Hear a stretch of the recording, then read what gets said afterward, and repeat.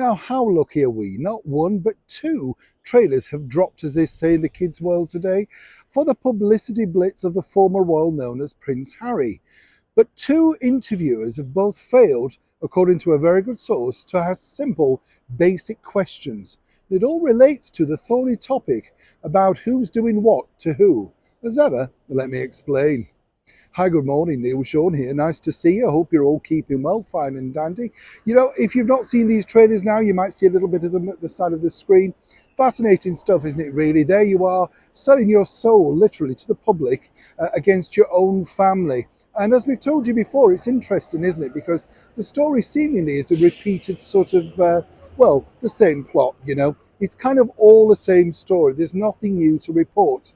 What really comes across, and one person who's worked very closely with the ex-royals and putting this particular project together tells me, even the team around them felt that he was just a spoiled, overprivileged whinger, you know, and that's being kind. I'm phrasing the language a lot nicer, because the bottom line is, you know, there you are living in a multi-million-pound mansion over in the other side of the world. Get on with your life. What is your problem?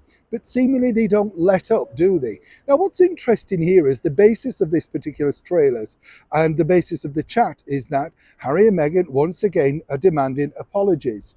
And this already stems from the fact, according to him, he and his brother William said many years ago that they would never, feed to the media about each other, leak stories, untruths, that sort of stuff.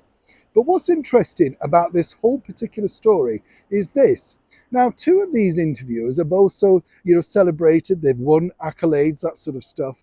But neither one of them truly calls Prince Harry out on this particular line of questioning. And it's the most obvious line when you think about it, because way back in 2018, 19 and further on, there were instigations about putting together their own version, their own story. And what really emerged, as we then found out a couple of years later, was the fact that their close aide, Jason North, under their instruction, was able to give out information to said parties to put together a book.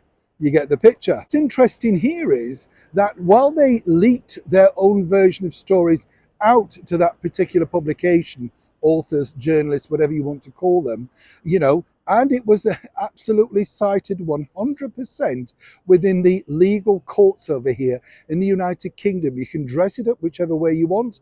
Meghan Markle claimed that she forgot, she mistook, she couldn't remember. Bottom line is she lied. And also, so did Prince Harry. They both lied to the court.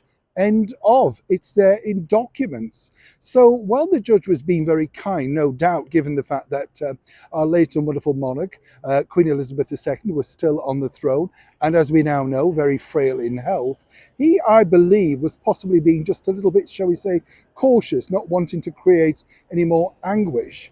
But as I say, both these interviewers, when he talks about, well, basically Prince William and the royal court, the inner circle, all leaking stories about him and his wife Meghan to the press, neither one, according to that good source, and as ever, we have to say allegedly, ever call out Prince Harry about his own turn of events when he openly lied to the British courts alongside his wife Meghan.